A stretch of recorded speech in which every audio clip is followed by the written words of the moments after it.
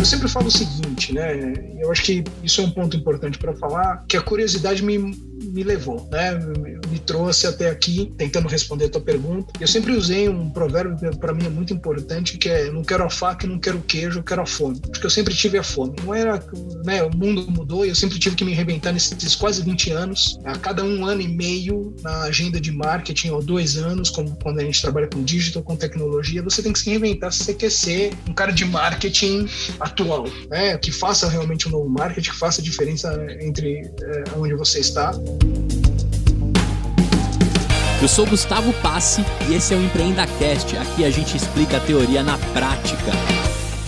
Olá, amigos sonhadores! Este é mais um episódio que a gente vai conhecer a teoria na prática. Estão presentes comigo na mesa virtual do EmpreendaCast há mais de 1 ano, a mesa virtual, né? Léo Ferreira. Olá, pessoal, tudo bom? Prazer estar aqui de novo. E Marcelo Trevisani. Tudo bem, Marcelo? Fala, Gustavo. Fala, Léo. Tudo bem? Prazer estar aqui com vocês. Além de um quase maestro, o Marcelo, ele é CMO, né? Chief Marketing Officer. Gostou da minha pronúncia, Léozinho? Eu continuo medíocre no meu inglês. Não, mas tá avançando, cara. Isso aí. O passo de cada vez tá melhorando, com certeza. Muito bem.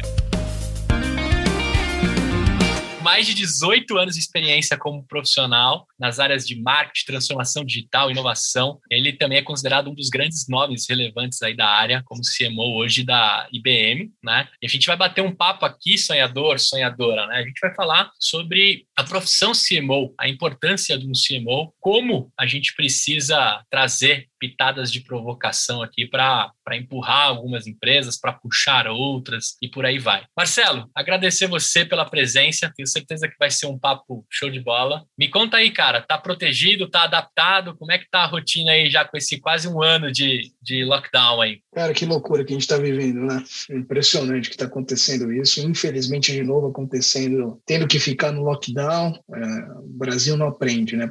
Parece que agora, fiquei sabendo que a gente comprou aí mais 138 milhões de vacinas e espero que essa vacinação aconteça o mais rápido possível. Bom, adaptado, vou falar que eu estou, né? Eu tenho esse privilégio de onde eu estou sentado aqui, poder falar com vocês, ter comida, né? Mas é uma coisa absurda que está acontecendo no país. E, assim, uma preocupação enorme, né? Porque vi muitas pessoas perto de mim perder parentes queridos, né? Então, isso, quando a gente fala de liderança, né? Principalmente olhando para o time, traz uma preocupação absurda e traz uma barreira absurda também para você transcender a questão só profissional, né? A gente está aqui, está conversando, vocês estão vendo minha casa, né? Antigamente, um líder colocava armadura, entrava na sua sala e era o gênio solitário pensando, que é uma coisa do comando e controle, que eu falo que é o PCC, né? O plano comando e controle que a gente tinha como gestão, e que hoje não funciona mais, né? Quer dizer, não funciona faz tempo mais, mas é que agora com a pandemia tudo isso mudou. Então, fazendo um esforço hercúleo aqui para poder continuar no lockdown. Eu, há 1 ano, realmente não saio,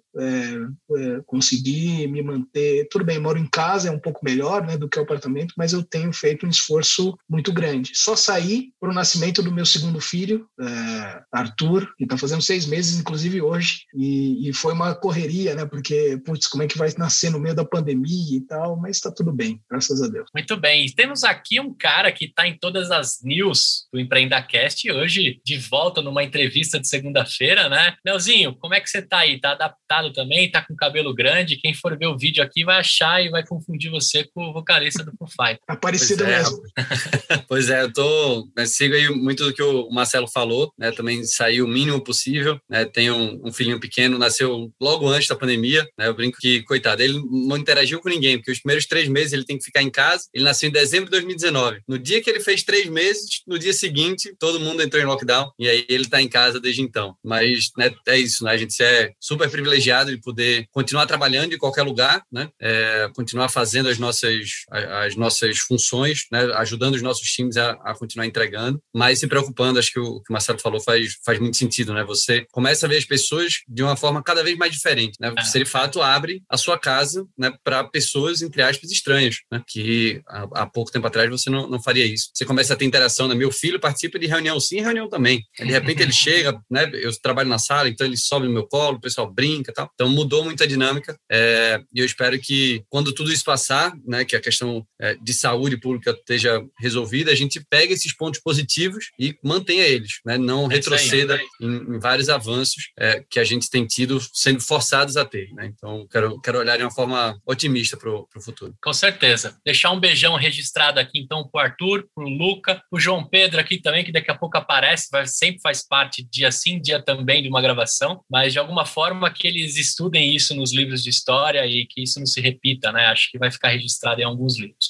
Bom, vamos falar o seguinte. Marcelão, cara, você começou sua carreira focado, né, na construção de marcas, atuando em consultorias, grandes empresas. Eu queria saber o seguinte, cara, toda essa sua experiência, como é que elas te trouxeram até aqui, no Marcelo, que quando eu recebi o contato, né, da Isabela Cury, que falou assim, tá a fim de conhecer um cara, eu falei, não precisa nem terminar, eu quero esse cara, fazia tempo que ele estava aqui no nosso backlog para conversar. Eu queria saber, cara, toda essa sua experiência, esses 18 anos, como é que te trouxeram até aqui, como é que você tem essa visão? Conta um pouco pra gente, para quem precisa conhecer você, quem não conhece, ou quem já conhece, saber um pouquinho mais. Cara, eu gosto de me apresentar e falo brincando, mas é verdade, né, que eu já vendi apartamento, peru, Chester, cartão de crédito, Coca-Cola, cloud, conexão, internet, tudo no meio online e parece brincadeira, mas é verdade. Eu tô com quase 20 anos de carreira, né, minha formação é design, eu sou designer, e depois fui estudar marketing, fui estudar branding,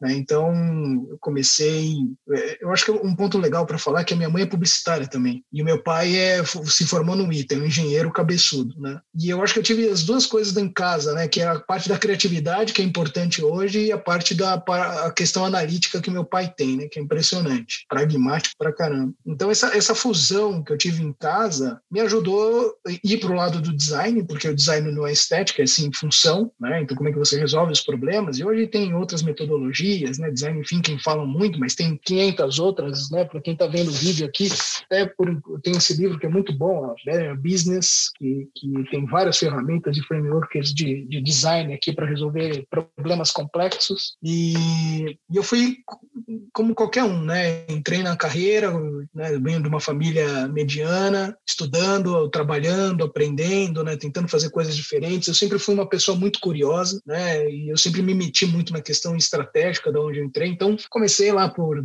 zip.net, não sei se vocês vão se lembrar disso. Nossa, levantou um pó aqui, hein, cara? Todo mundo vai espirrar daqui a pouco. Vai ter rinite daqui a pouco. Mas passei por isso, e eu acho que minha carreira começou a decolar um pouco mais quando eu comecei a fazer um trabalho de brand muito forte, que foi para a Natura, né, que até hoje está muito, muito forte, continua, que é o Bem-Estar Bem, né? Trabalhei em grandes consultorias, e aí eu entrei na Tecnisa. A Tecnisa era cliente nosso, eu trabalhava numa agência até então, e aí tive uma oportunidade de trabalhar com o Romeu Buzarello, que para mim é um grande mentor, gosto muito dele, aprendi muito com ele. E aí, grande nome. Quem não conhece o Romeu tem que segui-lo, porque o cara é fera. Depois vocês têm que conversar com ele, que é muito bom mesmo. Não sei se vocês já conversaram, mas vale a pena. Depois posso até fazer a ponte. E aí eu comecei a minha carreira vendendo apartamento via digital, depois fui para a BRF, depois da BRF fui para a CIT, o CNT, fui para Vivo, né? E hoje eu estou na IBM. Eu sempre falo o seguinte, né? Eu acho que isso é um ponto importante para falar, que a curiosidade me levou, né? Me trouxe até aqui, tentando responder a tua pergunta. Eu sempre usei um provérbio que para mim é muito importante, que é: não quero a faca, não quero o queijo, eu quero a fome. Porque eu sempre tive a fome. Não era, né? O mundo mudou e eu sempre tive que me reinventar nesses quase 20 anos, a cada 1 ano e meio na agenda de marketing, ou 2 anos, como quando a gente trabalha com digital, com tecnologia, você tem que se reinventar se você quer ser um cara de marketing atual, né? Que faça realmente um novo marketing, que faça a diferença entre onde você está. E o marketing ele se perdeu um pouco, né? Porque muitas empresas estão olhando só a comunicação. Não estou falando que não é importante, é claro que é importante, né? Propósito, posicionamento de marca. Aliás, estudei isso. Mas hoje o marketing ele precisa estar intrínseco junto com o digital ao negócio, né? Ao retorno de negócio. E essa ponte ela se quebrou em algum momento, né? A visão estratégica se quebrou em algum momento. Ficou muito na questão só da comunicação. E eu sempre resgatei isso, sempre trouxe isso por onde eu passei, né? Então Então, acho que isso também me ajudou a ser um profissional melhor, né? A fazer mais perguntas melhores, né? E, claro, a liderar um time que, por perguntas, eles conseguem falar, poxa, é verdade, a gente não pensou nisso, poxa, não pensamos naquilo, e como é que a gente vai aprimorando o famoso learning by doing da vida. Muito bom. Marcelo, deixa eu te perguntar uma coisa. Você comentou, né, da tua formação, né, tanto da sua mãe publicitária, do teu pai, né, formado no ITA, de fato, são os dois lados do cérebro ali, né, são os dois mundos. E a tua formação de design, como é que ela junta esses dois mundos, né, como é que você funciona como funil, né, para transformar o Marcelo que você é hoje? Porque, como você falou super bem, né, design não é forma, é função. Então, como é que esses questionamentos da função, né, de um objeto, de uma peça que seja, te influenciam aí na tua jornada? Muito, né? Eu trabalhei por muito tempo como designer, né? Em alguns estúdios de design do Brasil, que na época era muito importante falar que era um design estratégico, que olhava exatamente essa questão da função e que vai muito mais para o lado do design thinking, de resolver problemas complexos, né? Do design service que a gente tem hoje. E isso veio pela curiosidade que eu tinha em todas as reuniões de tentar olhar pela visão estratégica, né? Poxa, por que eu preciso criar isso? Para quê? Para quem? Como? Né? O que isso vai resolver? Que problema resolve do consumidor e que problema resolve do negócio? Né? Então, esse lado criativo que a gente precisa ter, vamos falar assim, numa agenda de marketing, de comunicação, né? De publicidade, de design, mas com o lado da função de querer resolver esses problemas de uma forma até mais simples, né? Porque você não precisa resolver grandes problemas com, né, sei lá, traquitanas mirabolantes aí, isso sempre me instigou, né? E aí, de novo, conecta com aquela questão da fome, da curiosidade de tentar resolver. E aí, em casa, eu tinha, né, tenho, né, graças a Deus ainda, o meu pai, que é um cara super pragmático, minha mãe, que é um lado super criativo. Lembro da minha mãe trabalhando de madrugada, isso não é bonito, mas trabalhava de madrugada, ela era redatora, então na máquina de datilografar, eu lembro dessa visão, ela trabalhando e fez várias campanhas interessantes. E quando eu cheguei para ela, eu falei, putz, eu vou fazer publicidade. Ela falou, você tá ficando louco, você não tem que ser publicitário, eu acho que você tem um lado muito mais para a questão de design. Ela que me apresentou cursos de design. Design estava começando nos Estados Unidos, não é que estava começando, já tinha, mas estava mais forte, né? E ela falou, poxa, vai ver isso aqui, vai ver aquilo lá, e eu fui... Isso que ano, Marcelo? Mais ou menos. Você entrou na faculdade que ano? 1996. Olha lá, a poeira subindo de novo. Não, eu pergunto isso porque, de fato, os anos 90 foi um ano de amadurecimento do design como disciplina e o design entrar nas empresas, de fato, né? Deixar de ser aquele cara que está fazendo um cartaz bonito para ser, de fato, uma peça essencial do negócio. Então, acho que você pegou um momento muito bom, assim, né? De amadurecer negócio como um todo. Então, e eu fui a primeira turma de design formada no Brasil, para você ter uma ideia. Que legal.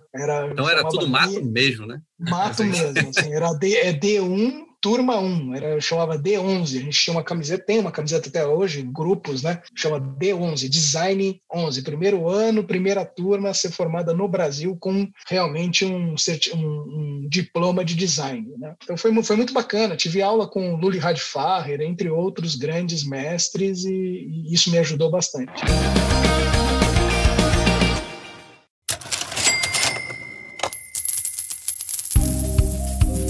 E aí, sonhador, e aí, sonhadora, eu tenho um recadinho aqui pra você. É o seguinte, imagina que você começou a sua startup e deu algum quiprocó aí que você tá precisando de um auxílio jurídico. Eu tenho que te apresentar aqui o nosso novo parceiro, juridicoporassinatura.com.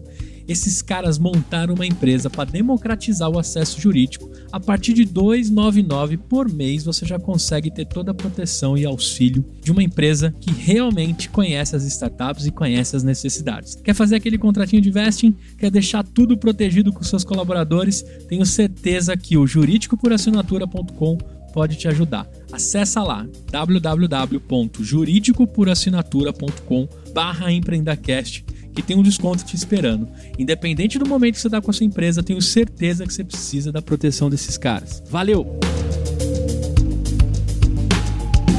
Agora, falando do seu momento atual, né? Até legal conhecer esse lado. O Leozinho tá ali mega curioso, porque ele tem o design como um tema central de tudo que ele faz, ele traz isso. Tenho certeza que o papo aqui vai ficar maravilhoso entre o seu momento atual e a sua formação. Mas eu queria falar um pouco do Trevisani agora 2020, 2021. Assumiu uma cadeira, né, como CMO na IBM. Queria saber o seguinte, cara, tem peso, né, essa cadeira? Como é que você encarou esse desafio, né? Como é que olha para uma companhia tão grande, tão respeitada, né? Quando a gente fala de tecnologia, acho que todo garoto que fez ciências da computação, análise de sistemas ou qualquer coisa próxima disso, tinha vontade de carimbar a IBM na carteira de trabalho. Como é que é isso, cara? Pesa, não pesa? Como é que está sendo esse desafio? Conta pra gente. Pesa, todas as empresas vão pesar, né? E todas as empresas têm um grande aprendizado. Você fala de IBM, a IBM tem 109 anos, né? É uma grande empresa, a empresa que mais inova no mundo, né? A empresa que ajudou a colocar o homem na Lua e agora a voltar para Marte, né? Então, assim, são grandes mudanças, né? Não estou falando só da questão de business, mas a gente tem o maior número de patentes do mundo, né? Então, assim, tem prêmio Nobel dentro da empresa, para vocês terem uma ideia, né? Então, eu tive a oportunidade quando entrei, e, aliás, eu sempre ressalto isso,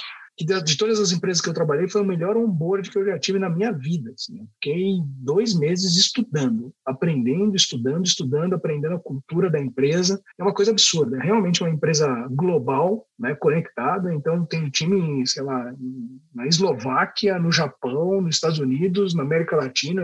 Né? Então, assim, é realmente uma empresa plural, né, porque para você inovar realmente a pluralidade, a diversidade é super importante. É uma empresa que se reinventou e vem se reinventando sempre, né, para ser a IBM que todo mundo conhece. Né? Então, quando surgiu essa oportunidade, que eu também não estava esperando, eu estava na Vivo, né, uma empresa que eu gosto bastante de telecom, com outra pegada, né, rapidez, agilidade que o mercado exige. Né? Eu estava no B2B. Quando surgiu essa oportunidade, o Tony, que hoje é o General Manager América Latina, falou, poxa, Marcelo, a gente quer você. Falei, sabe, não caiu a ficha. Eu falei, hã? Falei, caramba, por mais que eu tinha feito as entrevistas, né, tinha conversado com ele várias vezes, com o RH, não caiu muito a ficha, não. Você fala, caramba, fiquei feliz, mas na hora deu aquele friozinho, sabe? Deu aquela borboleta. E quando dá aquela borboleta na barriga, você fala, é isso. Eu tenho que ir, e tenho que aprender, e tenho que me jogar. E essa mudança foi bem interessante, né? Porque realmente a empresa é global e estou aprendendo muito, né? Eu estou indo para o 7º mês só ainda. Tive uma mudança na pandemia, então você entrar numa empresa do tamanho que a IBM é, com a responsabilidade que eu tenho, né? E liderar um time que é mais de 200 pessoas abaixo de mim, com a responsabilidade, né, de entregar business, realmente traz um frio na barriga. Mas aí volta pelos meus valores, né? Eu sou muito pautado a isso, né? De novo, não quero a faca, não quero queijo, eu quero a fome. Então vamos se jogar, vamos ver o que vai dar. E eu sempre gostei de me testar. Né? Testar minha liderança, testar até onde eu consigo chegar, testar o que eu sei, né? E como eu implemento isso, principalmente. Então, foi um movimento que me deixa muito feliz. Né? Não que eu não gostava da Vivo, nem das outras empresas que eu passei, né? Mas fazer esse movimento dentro do cenário que a gente estava, né? Como eu falei para vocês, eu estava sendo pai pela 2ª vez. Então, imagina, a minha vida estava bem, entre aspas, conturbada, né? Minha esposa grávida, estou construindo uma casa, eu estou mudando de emprego, tem a pandemia, né, preocupações com a família, que todo mundo tem. Então eu falei, é um bom teste. Eu considerei como um bom teste, aqui estou. 2020 para você foi, no mínimo, acho que intenso, né? Acho que é a melhor palavra, talvez, para resumir 2020, porque cada uma dessas coisas sozinha já é intensa, colocando tudo junto, então, elas se aumentam ainda mais. Mas, cara, me fala um pouquinho, você comentou da tua jornada, né? De que você vendeu apartamento, vendeu Chester, né? Plano para a empresa com a Vivo, agora com a IBM, né? Que você tem, talvez aí uma das, né, como você falou, uma das empresas mais à frente, né, do nosso tempo, que mais fácil ela se adapta a essas novas... fácil para não achar que também tá com o pé nas costas, mas que, de fato, conseguiu se adaptar a muita coisa, né? Como diversas outras empresas passaram por aí e ficaram pelo caminho, né? Mas a IBM foi passando. O que é que você vê de diferença entre vender Chester e vender todos os serviços que a IBM tem hoje, que são, né, essencialmente o oposto, assim, um do outro, né? Quais são as similaridades e diferenças entre essas atuações? Primeiro ponto é um mercado B2C, B2B, né? Então, assim, eu já tive dos dois lados, vamos falar assim, da mesa, né? Eu já fui consultor, já fui em agência, já fui cliente B2C, anunciante B2C, já fui B2B. Então, eu consegui ter um espectro bem interessante de todas as esferas que um profissional de marketing precisa ter. Eu gosto de tratar, Léo, de uma forma muito clara e muito transparente, muito verdadeira, que primeiro lá na ponta, e aí volta a questão do design, né, que são pessoas, né? Por mais que você tenha especificidades diferentes do mercado B2B e B2C, por exemplo, ciclo de venda mais alongados, né, como a gente tem, né, quando você vai indo uma cloud computing, uma inteligência artificial, né, cybersecurity, você tem um ciclo de venda de 6 meses, de 7, de 1 ano, dependendo do produto e do tamanho da empresa, né, são grandes deals. Quando você está vendendo um peru, por exemplo, você está vendendo todo dia lá na gôndola, e como é que você influencia, como é que você cria awareness. Então, assim, a velocidade ela é um pouco diferente. Só que, de novo, a visão do marketing tem que ser entender de negócios, entender de pessoas, né? Então, antes de entender só do negócio, você precisa entender de pessoas. E o design faz isso muito bem, né? Porque se você quer resolver um problema, você precisa entender qual é o comportamento, o que as pessoas querem comprar, quando, por quê, como, né? Eu brinco que com o meu time, eu sempre falo, ó, no Globo Repórter, né? Hoje no Globo Repórter, da onde eles vão, onde eles vêm, onde eles vivem, né? O que eles comem, né? Então, assim, o marketing precisa entender esse comportamento. Você entendendo esse comportamento, você vai criar as estratégias melhores possíveis, né, em cima daquilo. E aí você vai ter as especificidades do produto, né? No mercado B2C, a pegada é a alta velocidade, né? O consumidor e as interações são maiores, então você pega uma Vivo, quando você fala em B2C, você tem mais de 70 milhões de clientes.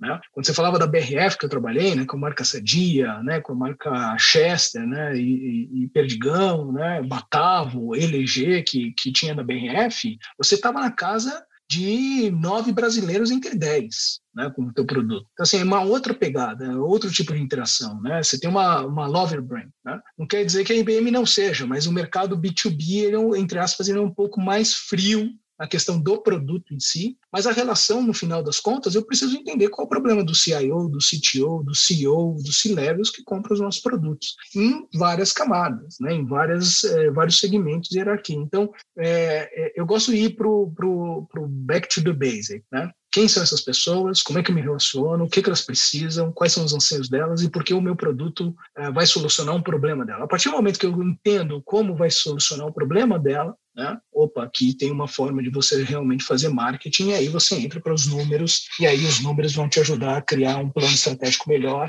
E, de novo, o planejamento ele precisa ser pensado hoje em dia, e eu acho que isso é um ponto importante para ressaltar aqui para todo mundo que está vendo e ouvindo a gente, que antes, quando eu entrei, eu pensava um planejamento de 3 anos, de 5 anos, não estou falando que isso não seja importante até como visão, tá, de negócio. Mas, poxa, qualquer business plan foi jogado no lixo há 1 ano atrás, né, com a pandemia, né? Então, como é que você cria essa agilidade, essa velocidade para entender o mercado rapidamente, as pessoas, e aí sim planejar para mudar? Não sei se eu te respondi. Respondeu sim. Respondeu sim.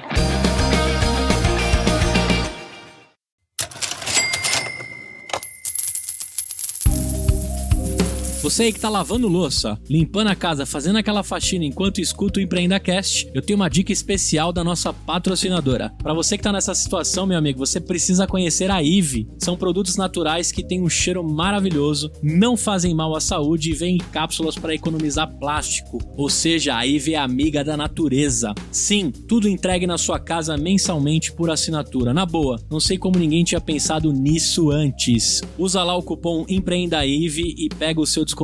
IVE que é yvybrasil.com. Acessa lá e prestigia essa patrocinadora que é uma linda.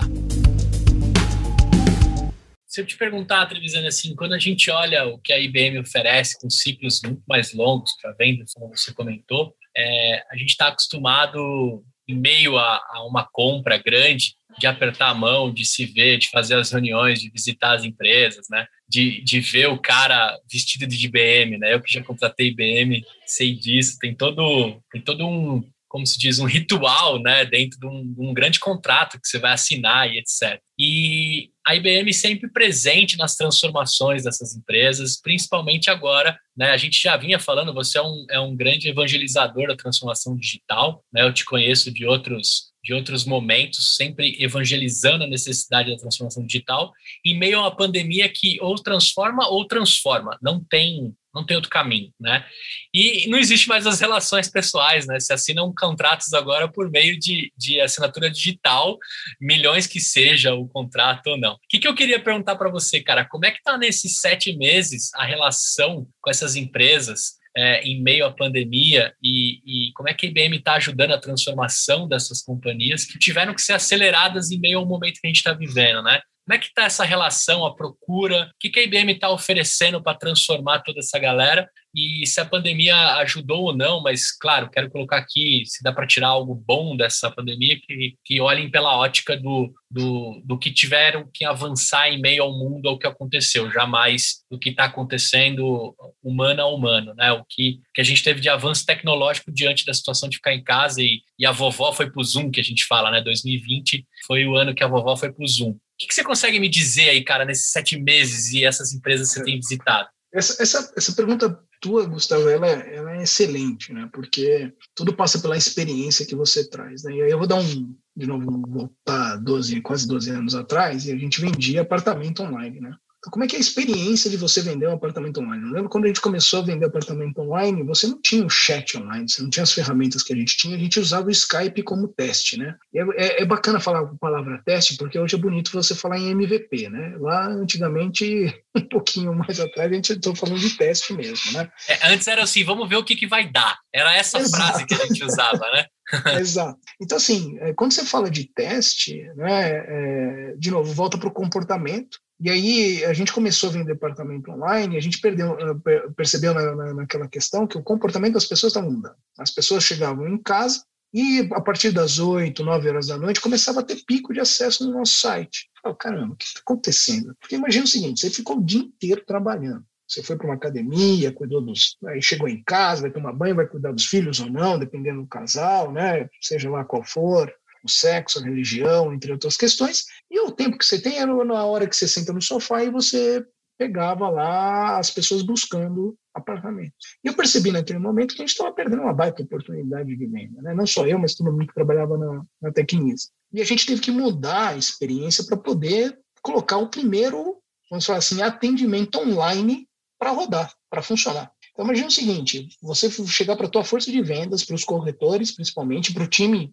executivo, eu não era um executivo naquela época, não era um gerente, e falar assim, olha, pelos meios dos dados, as pessoas estão acessando mais nesse momento o nosso site, a gente já tinha uma meta muito agressiva de venda online, e tanto que a gente chegou em mais de 53 do bottom line de vendas, veio por meio digital, para você ter uma ideia, né? E mudar o mindset de falar, a gente precisa atender online. Eu estou falando isso há 12 anos, 10 anos atrás. Então, assim, é uma mudança muito drástica e imagina você entrar para comprar um apartamento que na época custava de 350 a 5 milhões de reais, com um corretor treinado para poder te atender. Fala, Gustavo, aqui esse apartamento é X e tal, você tem que... Bom, você está falando isso... Então, assim, isso não é muito novo que está acontecendo, né? Voltando para a tua pergunta, isso não é muito novo que está acontecendo. O que passa por tudo isso é a experiência que você deixa. Eu sempre falo o seguinte, né? A era do vender dá lugar para a era de ajudar a comprar. Então, quando você ajuda a comprar, quando você não é incisivo, chato, quando você traz conteúdo, né? E a gente fez muita coisa assim, a gente faz muita coisa assim na IBM, você consegue trazer a credibilidade, você consegue criar o thought leadership sobre aquele assunto e você consegue ajudar. Se o cliente vai comprar de você ou não, né, isso é outro problema, mas você está sendo útil. E eu acredito que a marca, primeiramente, precisa ser útil para todos os produtos que ela vende. Tá? E as pessoas reconhecem uma marca não pelo que ela diz, mas sim pelo que ela oferece. E quando você fala sim pelo que ela oferece, né, o que você está oferecendo para essas pessoas que estão entrando em contato com você, seja ela no modo mais remoto, né, seja no modo online. Quando você coloca isso dentro de uma pandemia, né, e muitas pessoas falam, nossa, o novo normal. Para mim nunca existiu o novo normal. Para mim todo dia é o novo normal. Entendeu? Para mim todo dia você tem que se reinventar e já tinha que se reinventar faz tempo. Porque você falou muito bem, né? Tudo que era tendência se tornou pendência. Tudo que todo mundo falava, o varejo precisa ser online, as empresas precisam ser online, do tamanho de empresa não importa qual era, e eu na Vivo atendia mais de 2 milhões de empresas. Tá? Eu via isso, porque o pequeno varejista não queria fazer, o pequeno empreendedor, e o grande também não queria olhar para o digital. Só que se tornou latente, né? Se tornou latente porque se tornou um único meio. E aí sim você tem que se virar e aprender, né? Claro, a questão de empatia, a questão do relacionamento face-to-face, né? A questão do cafezinho, dos almoços, do evento online, ajuda? Claro que ajuda, porque nós somos pessoas, nós gostamos disso. Eu preferiria estar com vocês aí do lado, tomando café e conversando do que estar aqui olhando para uma câmera o dia inteiro. E aí as pesquisas mostram isso. Só que tem como você fazer isso. E a tecnologia está aí para te ajudar. Aí, dito isso, né, entra a tecnologia na questão de cloud computing, entra a inteligência artificial para você te ajudar, né? Entra uma estratégia muito bem feita de CRM, de conteúdo, de novo, para oferecer o produto no momento certo, na hora certa que você precisa, né? Não sendo intrusivo, né? Ajudando realmente, dando conhecimento. Então, assim, posso falar que em 2020 a gente cresceu muito na IBM. Né? A gente bateu o market share, a gente cresceu. Os eventos online, a gente fez muitos eventos online, muitos. E no começo foi muito bom, porque estava naquela sensação de lives e todo mundo querendo. Agora está meio, né, não aguento mais, que é natural. Né? Mas como é que você, de novo, traz experiência? Tá? E posso te falar, no PNL passa mais de 2 bilhões, na verdade, desculpa, de dólares no Brasil. Então, como é que você gera toda essa experiência e cria esse one-on-one? Né? E aí um ponto digital que é importante falar é que é o único meio que permite eu falar one-on-one e o one-to-many juntos na mesma hora. Né? Qualquer outro meio não permite isso. Eu consigo personalizar minha comunicação para a massa, e que antes eu não tinha isso. Então, tentando te responder assim, tem perda? Tem, mas dá para se virar, e a gente se virou bem, e vários dos nossos clientes, tá? E aí eu posso falar Magalu, Stone, todos os grandes bancos, entre outros grandes clientes que a gente tem, conseguiram sair do outro lado muito bem, num ano muito, muito, muito, muito difícil. Olha só, sonhador, quero te fazer um convite. O nosso grupo no Telegram tá bombando. Já somos quase 1.000 empreendedores. Quero te fazer um convite. O link tá aqui no feed ou no link do blog. Você pode acessar também pedindo pra gente via direct do Instagram. Então vem pro nosso grupo no Telegram, encontre um sócio, encontre parceiros, valide o seu negócio e tenha apoio. Não importa em qual canto do Brasil você tá, sempre estaremos conectados na maior comunidade empreendedora da podosfera. Chega aí, sonhador, tô te esperando. Você comentou aqui, né, sobre inteligência artificial, né, a evolução da tecnologia, não só para a análise do consumidor, mas como isso auxilia, né, os negócios a se adaptarem nessa velocidade que já era alta, né, e agora se tornou mais alta ainda. Né? E eu queria perguntar sobre a área de marketing e a interface com startups. Vocês são uma empresa de tecnologia por essência. Vocês estão naturalmente conectados aí com centenas, milhares de startups ao longo no mundo inteiro. Então, como é que é para a área de marketing estar conectado com essas startups? O que é que vocês absorvem delas como pontos positivos? Como é que vocês contribuem com elas? Como é que o mercado de marketing como um todo, né, que eu concordo contigo, é muito mais do que só comunicação, como é que ele evolui nessa escalada da tecnologia? Eu sempre estive muito próximo do mercado, né, das startups, né, sou board member de algumas, inclusive, né, na própria CIT, né, fiz com que a gente estivesse no InovaBra, no Cubo, inclusive trabalhava dentro do Cubo, né, olhando para as startups. Né?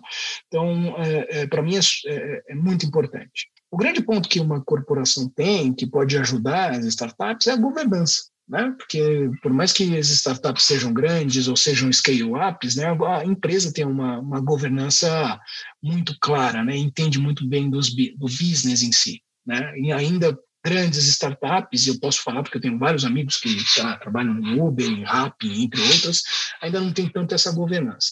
Agora, a nova economia mudou muito. Né? A velha economia era uma economia, de novo, né, de uma gestão comando e controle, né, de uma assim, de uma gestão cilada, né, de uma gestão que não priorizava a colaboração. Eu acho que as startups trouxeram isso, né? Não só as startups, mas as novas gerações também. Eu não quero um chefe mandando e fazendo micromanagement do que eu faço. Né?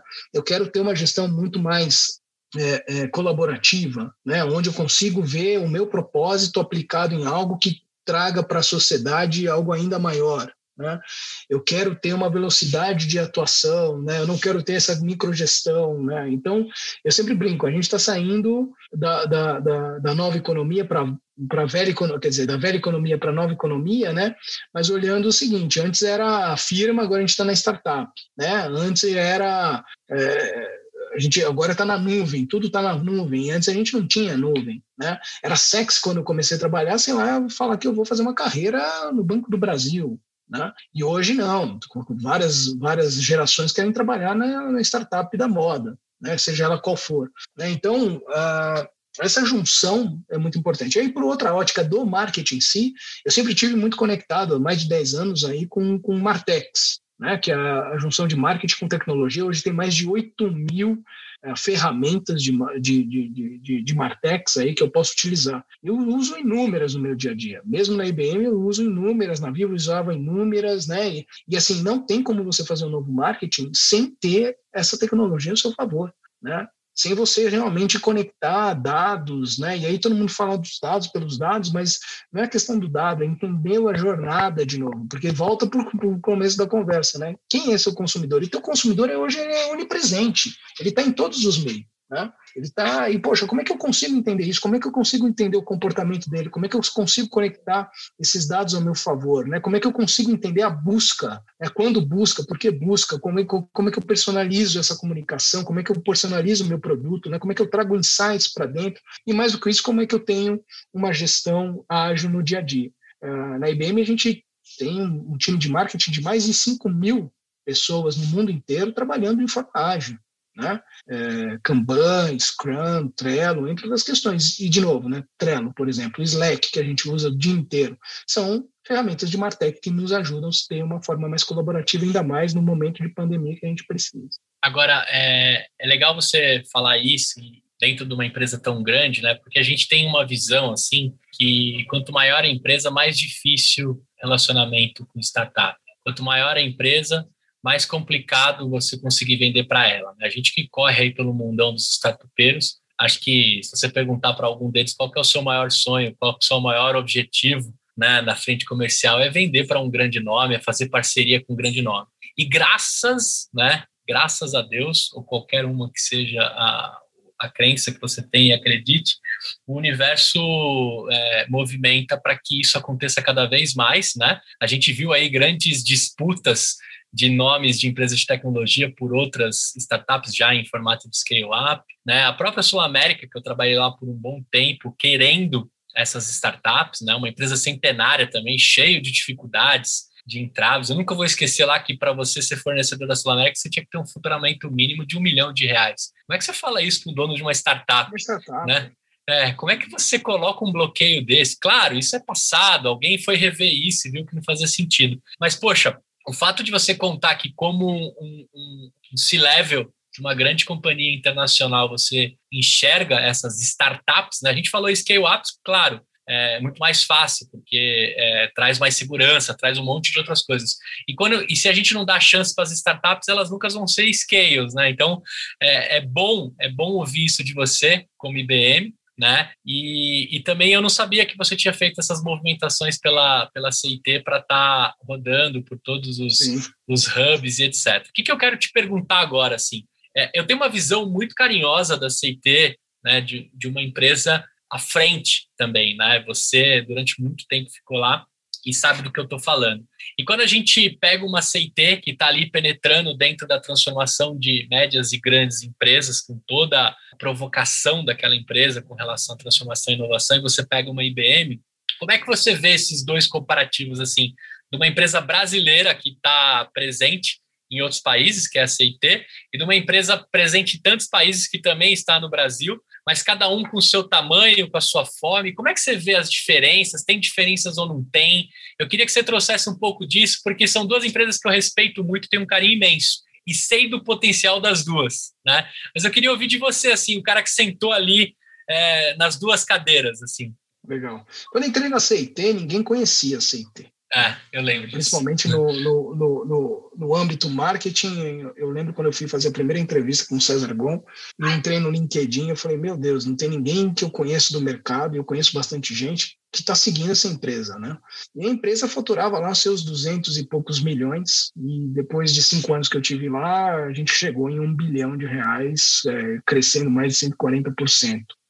É uma empresa que tem uma gestão absurda, né? O César Gon, para mim, foi um dos grandes, vamos falar assim, chefes que eu tive, né? O Leonardo Mattiasi, entre outros. Eu aprendi muito, inclusive na questão de tecnologia. Eu fui lá para isso, né? Eu falei, poxa, eu lembro que eu estava saindo da BRF e eu podia ter ido para a Nestlé, E aí eu falei, não, eu vou me jogar na tecnologia, porque eu sempre, minha carreira eu comecei com tecnologia, com digital, eu vou para lá, né? Quando você faz essa comparação, não sei se todo mundo sabe, mas o mercado maior, né, das grandes empresas, conhecem bem, a gente tem uma unidade de negócio que chama Global Business Service, né, que faz o trabalho de transformação digital para as maiores empresas. E a gente tem uma das maiores agências do mundo, que é a IBM iX, né? Não sei se vocês sabiam também, trabalhando com design, com inteligência artificial, e com um olhar muito próximo do que a CIT vinha fazendo, né? Que é o olhar de transformação.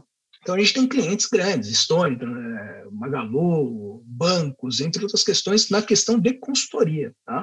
A questão de olhar o problema do negócio e como resolver. A gente chama disso de One IBM. Por que One IBM? Porque você olha o problema do negócio, pensa na questão estratégica, que é uma consultoria, resolve o problema da consultoria e usa a tecnologia, claro, IBM ao favor do cliente para você automatizar processos, para você ter mais inteligência, para você ter a escala necessária. Então, a mudança, vamos dizer assim, de cultura não existiu para mim, né? Porque tem uma mudança assim, só de cadeira, né, de tamanho de empresa, mas de cultura não existiu. A gente consegue ter dentro da IBM a mesma cultura, praticamente a mesma cultura que eu tinha na CIT, que era impulsionar a cultura do intraempreendedorismo, né, o que eu sempre chamo e gosto de falar da força gravitacional, né, conhecida como burocracia das empresas, quando você fala de transformação digital, como é que você elimina isso, né? Como é que você organiza os departamentos, né, em torno de grandes problemas de negócio e do cliente para resolver, né?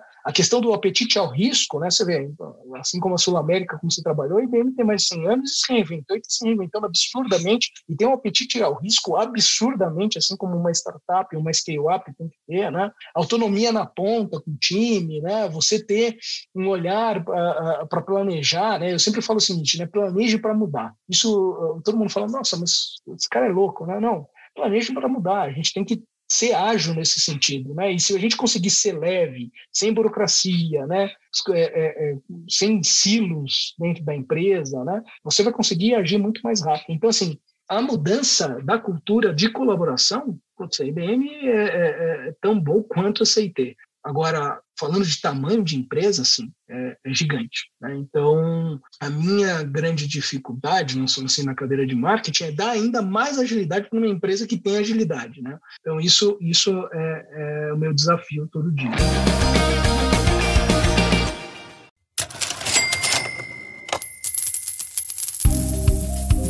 Esse quadro é um oferecimento da nossa patrocinadora e pioneira com o EmpreendaCast, Verity, uma empresa que vai te ajudar na intensificação digital. A Verity é digital de ponta a ponta e todas as soluções são pensadas e orientadas pelo seu negócio. Entra lá no site, encontra os conteúdos, o site tá de cara nova e você também consegue entrar no Telegram e receber materiais incríveis em primeira mão lá da Verity. www.verity.com.br. Siga também nas redes sociais @Verity Digital. Lembrando que Verity é com TY no final.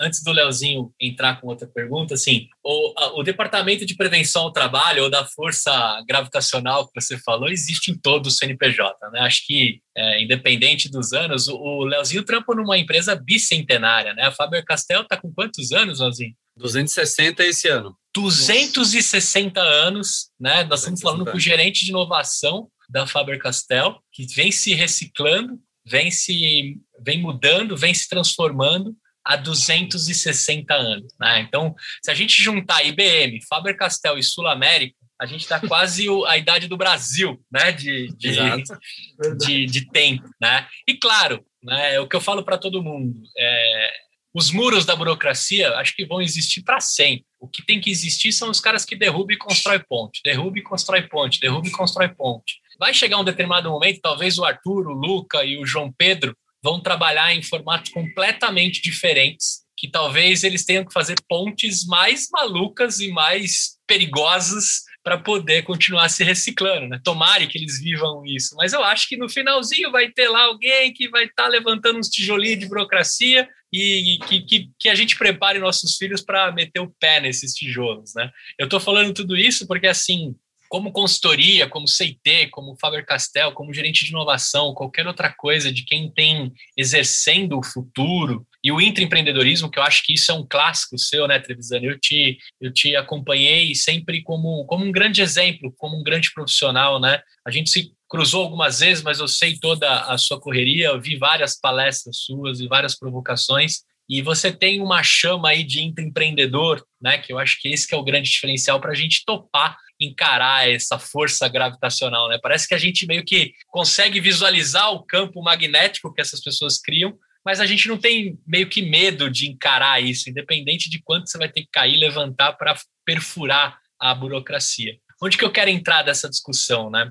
Esse Trevisan inquieto, esse cara intraempreendedor, né? E você está como board em algumas startups, também já pensou em se jogar no mundo da startup, já pensou em resolver, construir as suas pontes sem muros dentro da sua empresa? Como é que é a sua mente para isso? Tomara que o RH da IBM não escute, mas conta aí para gente. No começo da carreira, bem no comecinho, eu tive uma agência com 3 amigos. A gente chegou a ter 60 pessoas, mas era muito no começo. Eu tinha 18 anos, 19 anos, e aí aquela coisa de moleque, né? Puta, de adolescente, homem lá, né? Puta, a gente acabou brigando por besteira, né? E como a sociedade é complicada, a agência acabou, né?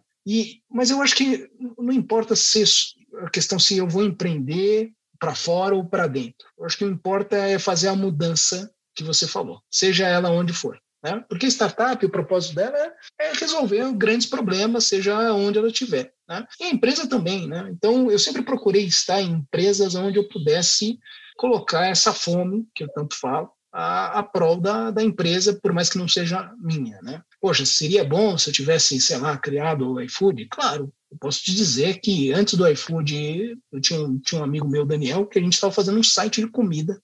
Site, não era app, porque não tinha app, tá? Para as pessoas pedirem, a gente fez vários testes. Tá? Quando eu tive uma outra empresa também, que a gente criou um programinha com um outro amigo, que era quase um Twitter, cara. Eram 230 caracteres. E, putz, vamos pensar para as pessoas se comunicarem e tal. Tá vendo? Eu falei, me ferrei, né? Podia estar bilionário. Mas tô dando exemplos assim, porque a oportunidade está na cara de todo mundo, só não pega quem não quer. Né? Uhum.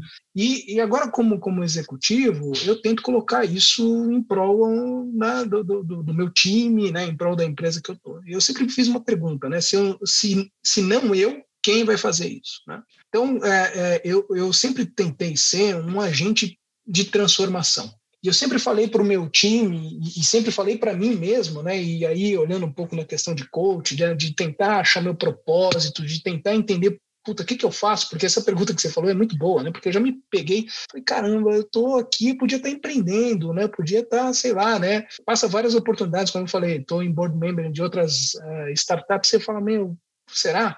Mas aí eu sempre volto para o propósito do valor e eu sempre falo o seguinte, né? O meu time tem que gostar mais das segundas-feiras do que das sextas-feiras. E isso passa pela minha liderança. Se eu conseguir fazer com que meu time goste mais das segundas-feiras do que das sextas-feiras, eu estou empreendendo e estou fazendo com que esse time empreenda também. Então, tentei te responder um pouco. Né? Sim, já tive esse lado. Sim. Não sei, amanhã, com 50 anos, eu estou com 42, mas com 50 anos, talvez eu pense sair da vida de executivo e empreender em algo. Eu brinco com o pessoal lá na Sul América, eu saí recentemente, faz muito pouco tempo, mas para me jogar de novo no mundo do empreendedorismo, hoje com a Voz do Conteúdo, uma incubadora de conteúdo por meio de podcast e tantas outras mídias que a gente tem, e conversando lá com o Antunes, um dos DPs mais admirados, um cara que eu adoro, eu falei para ele, cara, eu sempre me senti dono disso aqui. Conversei com o Patrick também, né, o fundador, né, da família fundadora. Falei assim, cara, e vou te falar, eu acordava segundas-feiras para trabalhar como se eu fosse seu sócio, só não sabia, Patrick, que eu era seu sócio. E para me sentir um pouco mais dono, eu fui lá e comprei umas ações da Sul América, porque aí fica de cara, né, que você está trabalhando para algo que é seu, né? Empresas de capital aberto, se você quer ser um intraempreendedor e acordar segundas-feiras com aquela vontade de abraçar e resolver o mundo, compra umas ações da empresa que pronto, você é dono, né? Pelo menos no papel está escrito que você é. Então, muito legal ouvir isso de você, porque eu sou um grande defensor do intraempreendedorismo. Eu acho que se você realmente gosta das segundas-feiras, se você acorda para resolver os problemas, tem uma parada que as grandes corporações, Faber-Castell, IBM, Sul América, oferecem uma parada para o empreendedor ou para o inconformado ou para o agente de transformação, quer impacto. O que a gente quer é gerar impacto, né? A gente resolve problemas de pessoas que às vezes a gente nem conhece e a gente resolve problemas que nem são nossos, né? Os empreendedores ou os intraempreendedores. E quando você pode fazer isso por uma grande companhia, o seu impacto para fora e para o mundo é muito maior, é muito absurdo. Então o que eu falava para a galera assim, cara, é gostoso empreender? É do caralho empreender, é delicioso. Mas gerar impacto é muito mais gostoso, dependendo de onde você está. Se você consegue gerar dentro da sua empresa que está ali começando e tem um grande propósito de fazer isso grande, ou dentro de uma companhia que cada movimento que você faz atinge várias pessoas, né? Eu fiquei muito martelando aqui na minha cabeça, de 9 de cada 10 brasileiros, 9 tinha BR Foods em casa, né? Quando você analisa o impacto que você pode fazer daquilo, de uma manobra, de uma consideração dentro daquele produto que você oferece, olha o impacto que você causa, né? Principalmente do peru de Natal que a gente tanto falou, né? Que é uma festa de celebração clássico, de famílias, né? E etc, né? Então, eu acho que se todo mundo tiver esse lance inconformado, né? Que a gente falou tanto aqui de derrubar os muros, mas ser empreendedor independente do CNPJ, a gente tem grandes executivos que, se a gente pegar todos os C-levels que a gente já entrevistou aqui no EmpreendaCast, todos eles são empreendedores, né? Na verdade, com seus CNPJs, colocaram ali 3 zeros à frente ou atrás, pronto, você tem os mesmos dígitos com o CNPJ e acabou. Legal ouvir isso de você e muito feliz também, porque, vou te falar, vendo você palestrando nos lugares que eu te acompanhei, eu falava assim, cara, se tivesse um cara bom para chamar de sócio, era esse tal de Trevisani aí, cara. A gente podia montar uma startup e ficar rico, né? Mas, na verdade, independente de onde você estiver pisando, você vai estar causando impacto, transformando, e tenho certeza que os 200 liderados que tem, né, contigo, estão muito felizes aí de gostar mais das segundas-feiras do que das sextas, né? Sexta-feira é muito legal, mas segunda-feira dá para ser bacanuda também, né? E final essa de semana... frase tem que ser atualizada, né, na verdade, porque quando você fala de empreender, né, quantas vezes sábado, domingo eu me peguei aqui nessa cadeira estudando e Sim. falando, cara, o que eu vou fazer? Até eu acho que isso é um ponto importante para falar, né, porque quando você tem esse espírito de dono, né, você não faz aquilo, putz, é trabalho. Você faz aquilo que você gosta. Então, assim, como você vai aprender mais, como é que você vai abrir seus ouvidos, a sua mente para poder estudar e ter conhecimento para aplicar, né? E eu acho que aí passa o aprendizado. Vou dar um toque aqui na conversa que para mim tem todo a ver com isso. Antes de entrar aqui, eu estava falando com todos os estagiários da IBM do time de marketing. E eu lembro que eu perguntei, poxa, eu pedi para o meu time, a gente teve uma renovação, falei, quero falar com eles, né? Pessoas de 19, 20, 21, 22 anos, né? A time falou, não, pô, legal, né? Você quer falar com eles, né? Mas como? Eu falei, não, vou pedir para minha assistente, vou falar, marca aí uma agenda, eu quero conversar com eles, né? E aí eu estava conversando com eles, né? E eu estava entendendo, e eu estava querendo aprender com eles qual que era a fome que eles tinham, o que eles estavam vendo, o que eles estão lendo, o que eles estão aprendendo, o que eles estão estudando, né? Por que IBM? Por que entrar aqui? E isso tem muito a ver de você, de novo, volta para a fome, volta para a vontade de curiosidade, volta por aprender, porque você não para de aprender, não existe ex-aluno, não existe faz tempo. Então, eu acho que uma coisa está conectada com a outra, né? E a frase lá que eu falei, né, da segunda ou da sexta, para quem gosta do que faz, é toda hora, sei lá, eu estou andando na rua, eu estou vendo qualquer outra coisa, cara, quantas vezes eu tenho ideia tomando banho? Que eu acho que é o momento que eu desligo, e, cara, eu falo, não posso esquecer isso. Eu tô tomando banho, isso eu tenho que avisar aquela pessoa, tem isso aqui que se conecta com aquilo. Então, assim, você gosta do que você faz e você vai fazer da melhor forma. E eu acho que volta para o agente transformador que você estava citando. Agora, esses tempos atrás, eu vi que a 3M tinha lançado um post-it resistente à chuva e tempestade. Já sei onde que dá para usar, né? Dentro do box. Falar isso agora. Você ia falar isso, não? Eu tinha visto. Ia falar isso agora. Cara, dá para deixar um bloquinho lá. Um bloquinho ali, porque escovando os dentes e tomando banho e tomando cerveja, acho que são os momentos que você tem as melhores ideias, né? Independente Eureka, né? Famosa Eureka.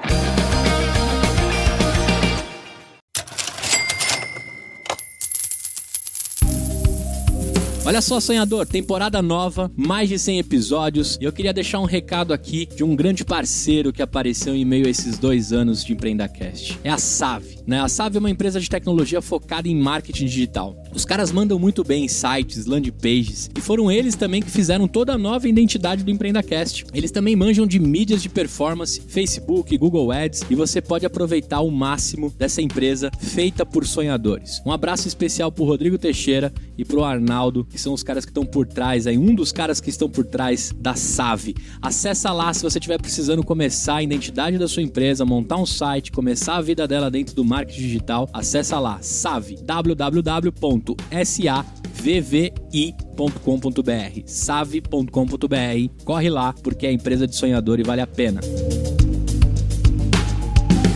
Marcelo, eu queria fazer uma pergunta. A gente falou aqui dos nossos filhos e tal, né? Eles têm mais ou menos a mesma idade aí, né? Entre 6 meses e... O João tá com quanto? 2,5 anos? 2,5. Eu tenho dois. Um vai fazer 3 e o outro tá fazendo 6 meses hoje. São dois pequenos. Quatro são contemporâneos, né? É isso aí.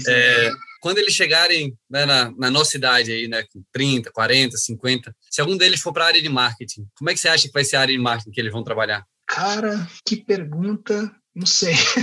Não sei responder essa pergunta, cara.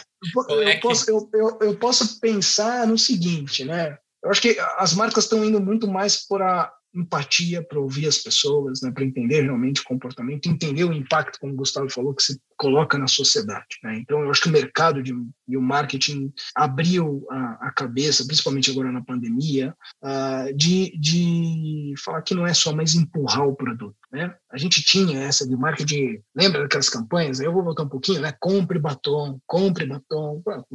Cara, para de empurrar esse produto. Eu acho que a gente volta muito mais para a questão, e aí palavras que ficam um pouco batidas, mas sem sentido, mas que, na verdade, para mim tem um baita propósito, né? Que é uma construção de valor para a sociedade como um todo, né? E eu acredito muito nisso, que daqui 20 anos, vamos falar assim, 25 anos, né? E as marcas já estão nesse caminho de criar propósito, né? Da sustentabilidade. Você vê no mercado na bolsa, né? O ESG, né? Então, assim, a gente está fazendo esse movimento, né? A gente está olhando e a gente está aprendendo com essa nova geração, que é muito mais sustentável do que eu era, né? Antes de ter filho, tinha uma sobrinha que com ela, com 3, 4 anos, ela falava, você está gastando a água do planeta, né? E a gente ia aqui, e eu aprendi isso, eu gastava a água do planeta, né? Então, eu acho que o mercado está indo para isso e a consciência das empresas estão indo para isso. Eu acho que vai ser um mercado muito mais maduro, muito mais dinâmico, muito mais aberto, muito mais colaborativo, né? E muito mais sustentável. Eu acho que aí talvez tenha um cheiro para poder responder como é que vai ser o marketing dessas empresas, mas espero que seja assim, espero que seja um mundo muito melhor do que a gente tem hoje. Ô, Leozinho, acho que profissões novas como é que você põe publicidade em carros voadores, como é que você faz moda para avatares e inteligências artificiais, né? Acho que o Luca, o Arthur e o João vão ter umas missões bem difíceis aí, né? Em meio a tudo que vai ter futurístico ou não nesse certeza, mundo, né? Acho que várias coisas legais. Voador, você vai ter, já tem drone que voa, mas os hologramas que estão em todo lugar, né? Vai ser mais ou menos De Volta para o Futuro 3, né? Que quando ele vai para o futuro, as coisas vão estar acontecendo dessa forma. Por sinal, é meu filme favorito da história. Junto com o Scarface, a série toda De Volta para o Futuro é espetacular demais. Acho que é sensacional. Agora, entrando um pouquinho, né? A gente conseguiu explorar bastante essa mente que a gente trouxe aqui hoje no programa. Eu sempre gosto de trazer um lado, já que a gente falou tanto do lado humano, de olhar as pessoas, etc. Eu sempre quero trazer curiosidades para o EmpreendaCast, né? E aí eu fui dar uma revirada na sua vida aí, né, Marcelo? Eu te falei em off aqui que eu consultei alguns contatos, eu falei, cara, me entrega aí uns bons e uns podres do Marcelo, mas principalmente os hobbies dele, né? E lógico, né? Nas suas redes dá para ver que você é um cara apaixonado por esporte, né? Bike, corrida, só que foi conversando um pouquinho antes aqui que a gente descobriu uma parada que me deixou completamente curioso, né? Eu como um curioso também, que você tinha vontade de ser maestro, cara. Você estudou música por um tempão. Me conta um pouco disso, cara. Cara, a música, ela me ajudou em tudo na vida, né? Que eu vou abrir um pouco para vocês a minha vida, mas eu nunca falei isso para ninguém, tá? Aí, eu acho que o meu time nem deve saber. Eu comecei a trabalhar com 13 anos de idade, de 13 para 14. E você sabe onde eu comecei a trabalhar? Deixa eu chutar. No Museu de Arte Moderna, tô brincando. A gente está falando de música. Eu comecei a trabalhar tocando no shopping, piano do shopping. Tá brincando. Sério. Aquele cara da praça de alimentação ali? Na praça de alimentação. Toquei no shopping. Com 13 anos. Com 13 para 14 anos, cara. Comecei no Shopping Dourado, foi meu primeiro shopping. Depois eu evoluí para o Shopping Morumbi. Depois eu fui para o Shopping Guatemi, que era o mais difícil de entrar, que pagava melhor. E eu trabalhava de segunda a segunda. Quando domingo o shopping não abria. E quando sábado, o shopping fechava às 8 horas da noite. E eu fazia 3 sessões no sábado e no domingo. Era do meio-dia às 2, das 4 às 6 e das 8 às 10, com 14 anos. Pegava minha pastinha com as músicas e voltava para casa. Que legal. Eu nunca falei isso, mas isso me ajudou muito a primeiro, ter a disciplina, a ter o meu próprio dinheiro, né? E aí comprar outros sintetizadores que eu gostava, de investir nisso, de investir mais em aula, entre outras questões. E eu nunca falei isso, eu estou meio envergonhado, mas é uma parte muito íntima da minha vida que eu gosto muito. Eu lembro dos meus amigos, sei lá, domingo, vamos jogar bola, sei lá, vamos fazer não sei o quê, né? Colocando camisinha, vamos lá, colocando calça, me preparando para meio-dia estar no shopping tocando para as outras pessoas. Né? E domingo não abria. Tinha até uma música do Titãs que era, esqueci o nome da música, mas falava que o dia de domingo era chato, que era boring, porque o shopping não estava aberto, porque as coisas não estavam abertas, né? O mundo mudou completamente. Mas era legal, porque me deu com a música, né? Primeiro que me deu uma disciplina. Eu era uma pessoa muito introvertida, então imagina um menino de 14 anos, uma pessoa chegava para tocar e falava, sei lá, toca o hino do Ayrton Senna, era uma das mais pedidas, por incrível que pareça. Tá? E eu ficava com vergonha de falar com aquela pessoa, né? E foi assim que eu fui trabalhando. Eu trabalhei assim até os 18 anos de idade, fui pagando minhas contas. E foi assim que eu comecei. E eu queria ser músico mesmo, queria ser maestro, né? Eu não tinha o dom necessário para, né? Mas eu sempre gosto, desde criancinha eu gosto. Meu pai fala que eu tinha 3, 4 anos de idade, eu pegava um pauzinho, ficava olhando a orquestra, ficava regendo na frente da televisão. Que da hora. E eu sempre gostei. E a música é uma coisa que me acalma, que me concentra, que me inspira, que, sabe, me faz pensar de forma diferente. Aí eu acho que conecta um pouco com a questão da você falou de bike, de corrida, de esporte, né? Eu sempre fiz muito de esporte. O esporte também traz uma questão de disciplina. E os dois traz uma questão de você avançar, né? De você ir contra você mesmo, né? Porque, sei lá, você quer tocar uma música que é muito difícil, você tem que sentar a bunda na cadeira, estudar e treinar.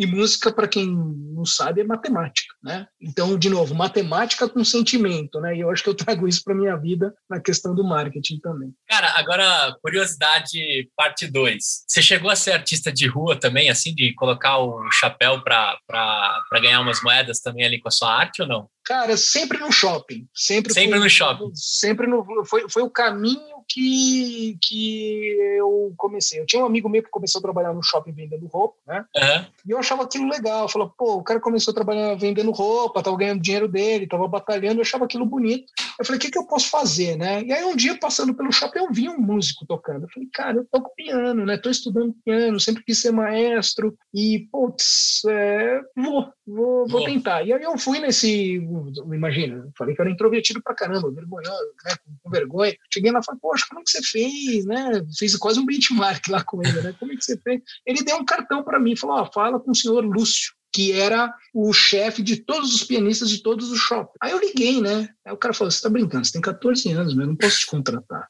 Né? Eu até posso, mas a sua mãe e seu pai têm que vir junto, ficar do lado do piano. Foi bem isso. Aí ele falou, então tá bom, você tá me enchendo o saco tanto. Eu lembro que eu liguei, sei lá, umas 10 vezes para ele para fazer um teste. E o primeiro teste que eu fui fazer foi no Gigs do Shopping Morumbi, que ainda existe até hoje. Entrei lá no Gigs, sentei lá, toca a primeira música. Pô, você toca bem, toca a segunda, legal, tal, mas não posso te contratar. Cadê teu pai? Tá lá. Aí teve que fazer um contrato especial, bibibi, bababá, e eu comecei assim. Agora aqui entre nós, né, para o marketing do shopping, um menino de 13, 14 anos tocando piano, vamos olhar agora pela ótica de né, no almoço as pessoas analisando aquela cena. É um belo de um marketing para o shopping, né, ter um talento, né, juvenil tocando no meio de uma praça de alimentação. E agora você me deu uma saudade danada, cara, porque a maioria dos shoppings que tinham os pianos ali no meio, né, consequentemente tinha aglomeração, tinha um domingo da hora, um sábado legal, e a gente tá um bom tempo sem ver um piano, né? Alguém tocando para uma aglomeração, né? Então, almoço da mesma família, né? Um almoço em família com um bom... Acho que o piano, se você perguntar para cada 10 pessoas, 11 vão responder que sim, gostam do piano. Acho que é um dos instrumentos musicais mais queridos, né? Acho que de todo ser humano, né? Que gosta de algum barulhinho, de alguma música ou o que seja. Legal conhecer isso. Bacana que a gente registrou aqui para mais de 35 mil sonhadores e sonhadoras. Leozinho, você tem mais alguma coisa que você quer tirar desse cara? Não, eu quero dizer que ele vai fazer... Toca uma música. Toca o Ayrton Senna, não. Ele vai fazer prova oral com o time dele para ver quem que ouviu o Empreenda Cash e sabe dessa ou não. É isso aí. Pessoal que se prepare aí. Mas não, cara, é super legal saber essa curiosidade. Eu também, meu primeiro trabalho também foi no shopping, e era isso também, né? Eu tava na faculdade, muitos amigos já trabalhando em agência, né? Também fiz publicidade também não, né? Mas fiz publicidade na faculdade, e aí, né, o pessoal trabalhando em agência, massa e tal, passava lá no sábado, a galera ia sair para tomar cerveja, alguma coisa, eu tava lá na loja, vendendo camiseta e tal. Foi uma sensação de muito aprendizado, assim, né, de relação com o público e tal. Eu nunca me considerei um cara tímido, acho que pelo contrário, isso me ajudou muito também lá no meu trabalho, mas aprendi bastante, né? Foi bem legal. E aí, caras, para a gente encerrar aqui, chegar nos finalmente, se você pudesse deixar, né, algumas indicações, né, para os nossos sonhadores, algumas atitudes empreendedoras que você tem, que você recomenda não só para o teu time, né, mas para as pessoas que você conversa. Você já falou de um livro, né, do Design a Better Business. Tem outros livros que você recomenda, podcasts, filmes, né? Que tipo de conteúdo você costuma mandar aí para o pessoal? Cara, eu tenho um monte de livro, até saiu no próprio Mark recentemente uma lista de livros que me ajudaram e que me ajudam a pensar de uma forma diferente, como gestão mesmo. Não quero ser tão boring aqui para falar sobre isso, aí depois buscam lá no LinkedIn, no próprio Mark. Tá para sair um outro post meu que eu estou falando de mais 7 livros que eu considero que são importantes, que me ajudaram aí na carreira e que continuam me ajudando. Mas eu acho que tem uma questão importante na tua pergunta, Léo, que passa por... que eu acredito muito, né? Agradeça a todos os nãos que você receber, né? Eu acho que isso está muito ligado com o empreendedorismo, seja intra ou seja fora da empresa, né? Isso tem um aprendizado enorme, né? E um outro ponto que eu sempre falo também é jamais confie em quem nunca errou, porque é impossível, né? Você chegar aonde você está chegando se você não errou, e o erro é uma benção, né? Na verdade, quanto mais você errar rápido, né? Que é o fail fast, mas mais do que você errar e aprender e implementar aquilo, é o que faz com que as empresas cresçam e tenham o retorno necessário, porque você está entregando algo de valor para o teu cliente, né? E aí aquilo e toca naquele ponto, né? Planeje para mudar, né?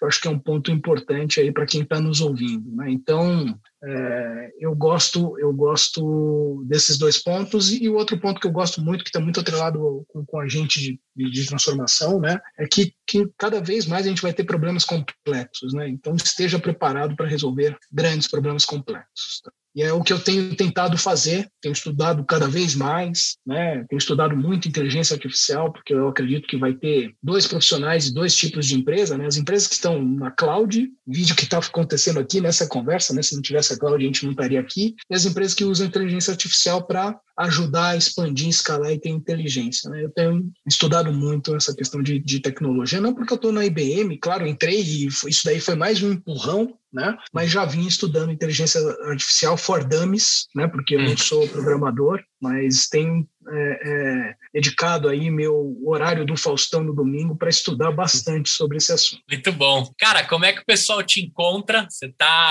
Qual a melhor rede para encontrar o Trevisan, para trocar uma ideia, para absorver conhecimento contigo? LinkedIn eu acho que é o mais fácil. Colocar lá Marcelo Trevisani, mandar uma mensagem, estou super ativo lá, qualquer coisa que vocês precisarem, vai ser uma honra poder conversar com todo mundo aqui, e eu estou super à disposição também. Legal. Bom, sonhador, sonhadora, o papo aqui, a gente queria tirar um pouco do que é um CMO, mas na verdade a gente falou muito mais que isso, né? A gente falou aqui de propósito, de atitude, de inconformismo, de agente de transformação, de liderança. Acho que a gente teve aqui um bom caldeirão, né, Leozinho, de como se tornar um excelente ser humano também, pegando um pouco dessa conversa tão gostosa que a gente teve, né? Claro que a gente falou um pouco de futuro, né? Falou de Arthur, falou de Luca, falou de João Pedro, que esses meninos vão, né, encarar daqui para frente, e as meninas que estão aí também chegando em meio a todo esse caos, né, que o mundo está, mas principalmente aqui a gente deixou aprendizados, né? Eu acho que automaticamente, quando junta aqui 3 cabeças pensantes, 3 inconformados, a gente acaba deixando um bom inconformismo para quem estiver aí querendo uma injeção de adrenalina e mudar esse mundo, né? Não desista disso. mas principalmente faça, né, passo a passo, né, campo a campo, pessoa a pessoa, e não perder essa essência.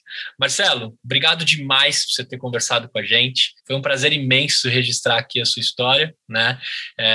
Espero conversar contigo mais no futuro, né? Continuo te acompanhando, tô lá no LinkedIn, tô de pertinho aí torcendo, né? Sempre se olhar para trás tem ali o EmpreendaCast contando a sua história e aplaudindo pelo grande profissional que você é, né? A gente falou do Arthur, qual é o nome do outro filho? Theo. O Theo e o Arthur também, né? A esposa também, deixar registrado aqui, né? A família Trevisani, por essa história tão bacana que a gente contou. Cara, em meio aqui, eu tava no modo avião e gravando a minha voz aqui, eu falei, cara, deixa eu ver se alguém me mandou algum podre do Trevisani em meio ao tempo que eu tava gravando, né? Mas a única coisa que chegou aqui, você tá muito bem de amigos, né? Foi o seguinte, Old Off Topic, né? Ele tocava em uma banda dessas de garagem, né? Aí eu falei, aí até escrevi aqui, quem falou isso foi o Wilkes, mas eu falei, o cara queria ser maestro, cara, já estamos falando aqui de música há um tempão, né? Mas você teve banda de garagem também? Você lembra o nome da banda ou não? Tive, chamava Mestre Duca, cara. A gente tocou abrindo Charlie Brown Jr. já, Paralamas do Sucesso, Skank, Capital Inicial. Que legal. Foi uma época, de novo, né? Música para mim tá sempre no meu dia a dia e foi muito bacana. Foi uma época que eu aprendi bastante também e de novo, né? É uma coisa que eu gosto, né? Então, Animal.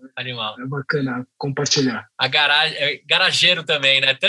Entre tantas garagens de inovação, você teve dentro de uma garagem com a sua banda tentando, né, trazer a música pra galera e fazer louco. Você foi cabeludo também ou não? Última pra fechar. Fui, cara, tudo. Eu gostava de Halloween, gostava de Dream Theater, Iron Maiden, tudo isso daí. Halloween é a minha banda favorita, velho. Ele falou aqui, ó, juro por Deus. Hoje de manhã eu tava ouvindo. Virus. Foi um show aqui em São Paulo. Ouço até hoje. Eu ouço até hoje. Mesmo? Rapaz, então, não sei se você vai pra show, mas se você foi, a gente se cruzou em algum desses aí, porque com certeza. Stratovarius eu fui, Halloween eu fui. Com certeza. Legal. Muito bom. Uma pena que o Spotify não deixa a gente colocar um finalzinho com música desses caras pra gente não tomar strike, mas pra fechar então, Trevisani, a gente sempre coloca uma música lá na playlist do EmpreendaCast no Spotify. O que você deixa de música lá assinada por ti, já que a gente não pode mais colocar aqui nos episódios? Cara, eu vou deixar, a gente falou de rock aqui, mas eu vou deixar a minha essência aqui por onde comecei. Qualquer uma do Beethoven, porque para mim era um gênio. Eu, em viagens, pude conhecer a casa dele, onde ele pensou e criou várias das músicas que a gente conhece. Então, eu acho que é um pouquinho fora da curva aí, mas é a minha essência, da onde eu comecei a estudar. Vai estar lá registrado, cara. Brigadão, um beijo imenso para toda a sua família. Proteja-se aí. Quando a gente estiver com esse mundo reaberto, a gente se encontra para tomar um café e celebrar esse episódio, que vai ser um sucesso total. Valeu? Obrigado, Gustavo. Valeu, Léo. Obrigadão Obrigado, Marcelo. Prazer. Pelo convite.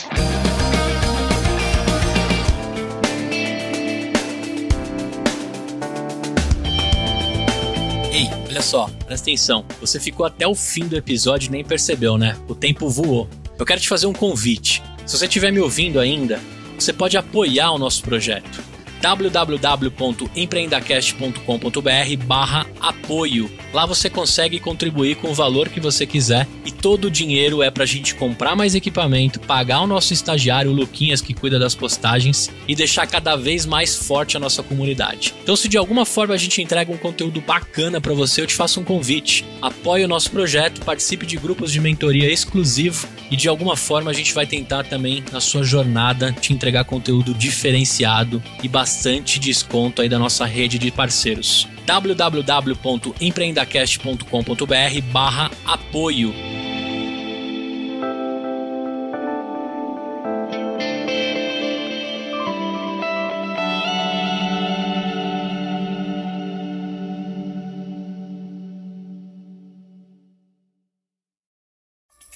Uma produção, voz e conteúdo.